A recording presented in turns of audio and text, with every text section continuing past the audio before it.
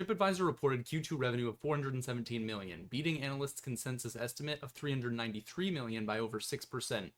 Non-GAAP earnings per share also beat estimates, coming in at 37 cents versus just 27 cents expected. Wall Street had a small orgasm at these numbers, and as a result, the stock is up 20% today. However, I wouldn't get too excited just yet. You see, TripAdvisor is in the middle of a high-stakes effort to reinvent itself. For several years before the COVID pandemic started, the company struggled to grow, and the pandemic only added to the company's problems. That struggle is reflected in the fact that from August 2017 to August 2022, the company's stock is down over 43%, despite today's 20% up move. Now, as a part of the effort to survive, the company hired a new CEO in early May of 2022, Matt Goldberg. That means today's earnings call was the first time Matt was a part of, and the major theme of the Q&A session seemed to be analysts asking Matt, what will the future strategy of the company be, in as many different wordings as possible. Now, for the most part, Matt was not very forthcoming. He said it was too early to have a precise strategy developed, but that he was a consumer-centric CEO who planned to focus the company on the opportunities they had unique advantages in.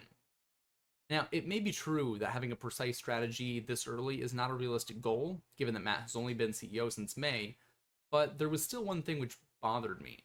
After one of the analysts asked about a strategy that was hyped last year and didn't live up to expectations, he responded with, and I quote in his exact tonality, "Of course, there have been some challenges to scale, and I recognize that the offering has not necessarily reached the milestones that might have been expected."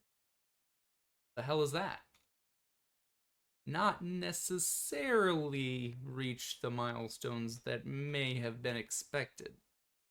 That was his wording and his tonality. First off, he's phrasing the failure passively. The offering was messed up, rather than taking responsibility. We messed up. Now, I can forgive him for part of that since he's only been CEO since May, and so he wasn't at the company when the strategy was originally implemented, and he wasn't at the company for several months afterwards. However, he also didn't even acknowledge definitively that there was a shortcoming. Going back again, he said, the offering has not necessarily reached the milestone that might have been expected.